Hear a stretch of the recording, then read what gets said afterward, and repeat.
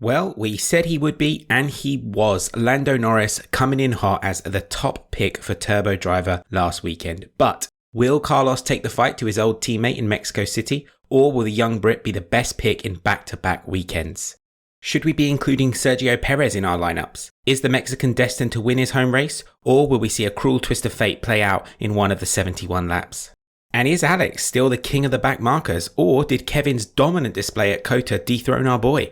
Stay tuned to find out, because we're going to answer all three of those questions in today's video using the latest driver viability matrix and the updated consistency rankings. Because, as we say around here, when it comes to driver selection, consistency is king. Play the intro.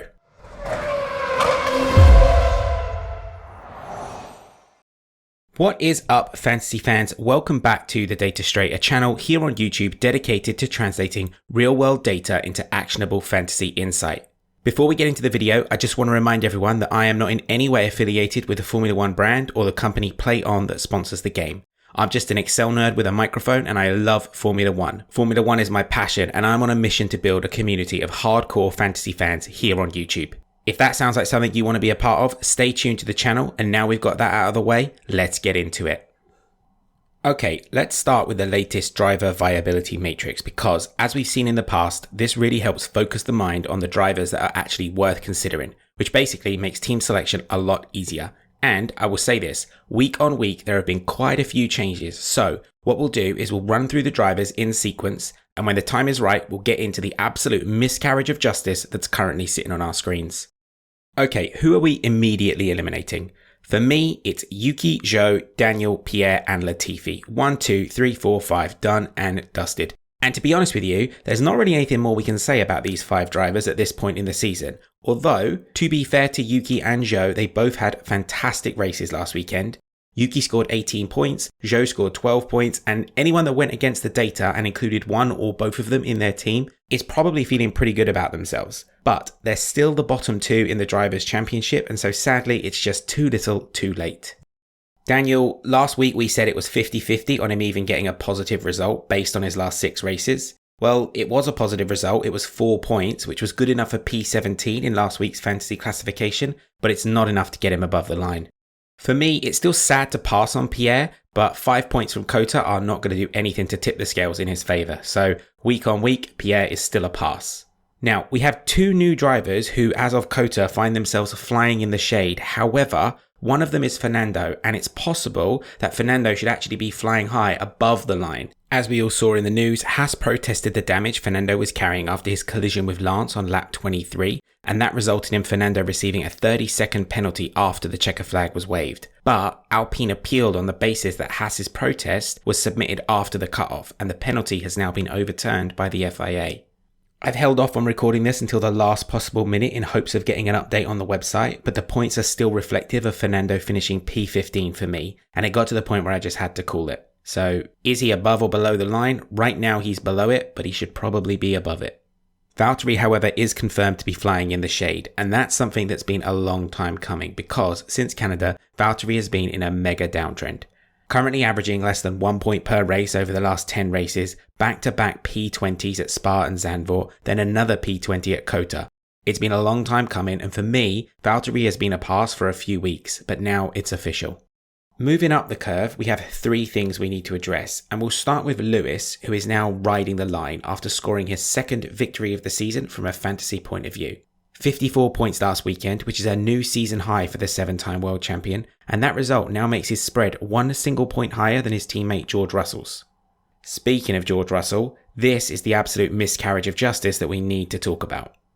We all saw what happened, poor Carlos putting in a shift on Saturday to bag the 2nd pole position of his career only to get taken out of the race by reckless Russell on the exit of turn 1.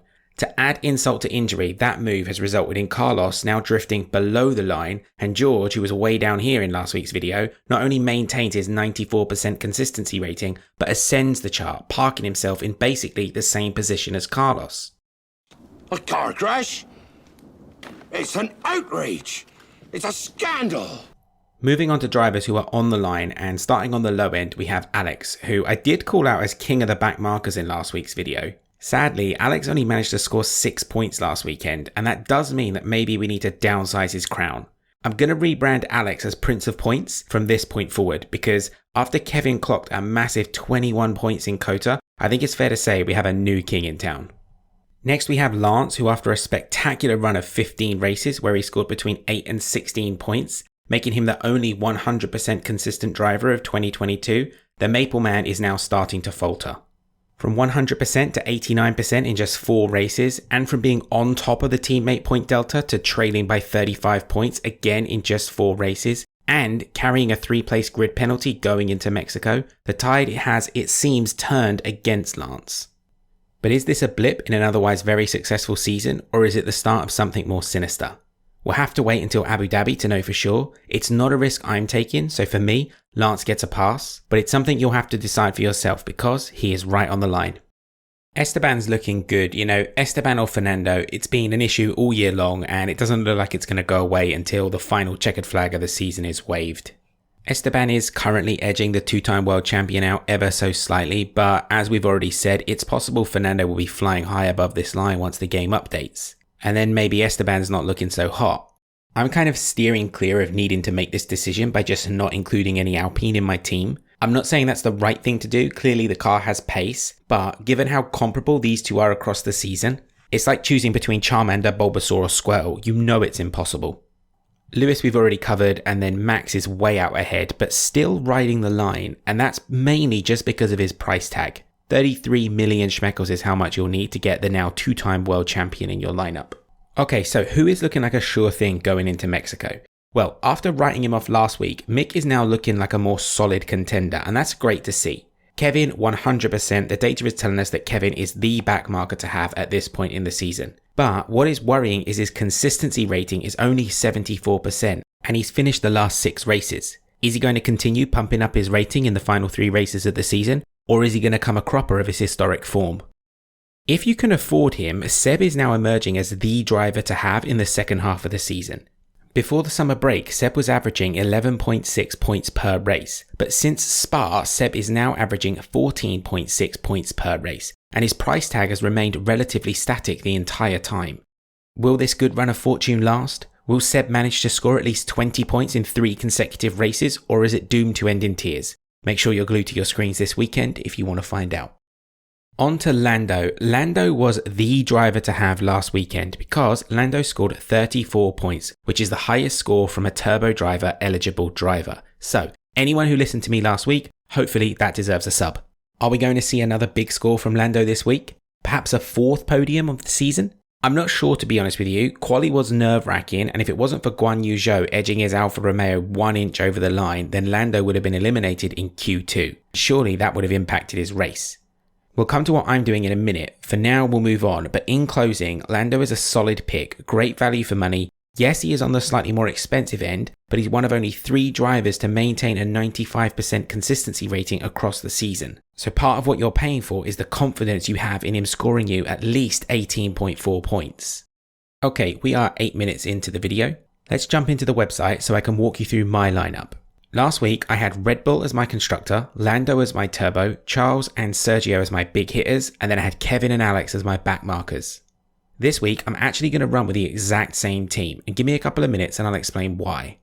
I would not swap Red Bull out if you gave me an extra 10 million in budget. 6 back-to-back wins, 18 consecutive podiums, 62.2 points per race on average so far this season. Red Bull are the team to have, no doubt in my mind. If you want to carry some extra budget into the driver's market and you don't mind a little bit of risk, I would look towards Aston Martin for some good value. They are currently P3 in the points per pound championship. And if you want to carry a lot of budget into the driver's market and you don't mind a lot of risk, then you could look towards Haas, who are now P2 in the points per pound championship. Looking at my front row, it's Lando, Charles and Sergio. There is a huge part of me that wants to swap Lando out and put Carlos in as my turbo driver, and him finishing P1 in FP1 is certainly testing my resolve. But the thing is, after Kota, Carlos is now the least consistent driver in the top 10, and Carlos is going into Mexico on back-to-back DNFs. So if I ask myself, who do I think is the better pick for turbo driver this weekend, Carlos or Lando? I'd say that if Carlos finishes the race, I'm confident he will outscore Lando, but then I have to ask myself, how sure am I that Carlos will finish the race? and the data tells me that I'm only 68% sure that he will. Therefore, I'm sticking with Lando because his consistency rating is 95%, and consistency is king in fantasy.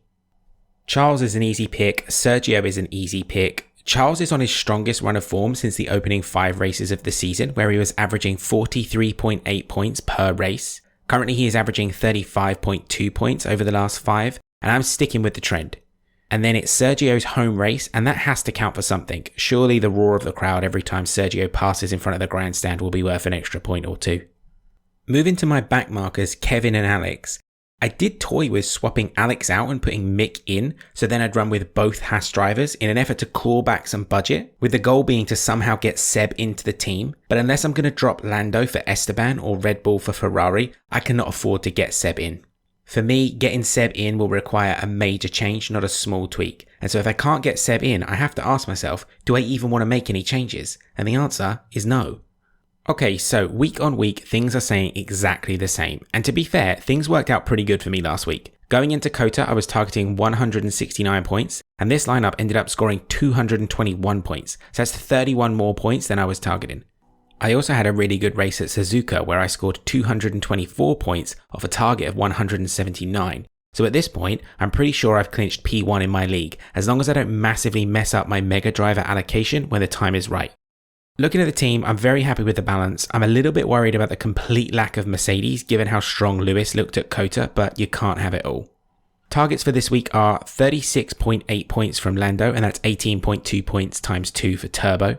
30.1 from Charles, 27.9 from Sergio, 8.1 from Kevin, and 7.4 from Alex, with Red Bull contributing that magical 62.2, meaning that we're looking at 110.3 from my drivers and 172.5 from my team in total. In closing, for me, the thing I think people need to get right this weekend is again their turbo driver. It's more important than ever now that the pool of eligible drivers is so limited. I've talked you through what I think is the right thing to do. And remember, just because we nailed it last weekend, that doesn't mean a thing come lights out. Keep it simple, don't overthink it. Go back and pause the video, look at the data and make a decision. Post your teams in the comments down below. Let me know who you're backing for maximum points this weekend. And if you're still with us, thanks for watching to the end. I wish you all the very best with your team selection. Hope you have a great day, and I'll see you again very soon.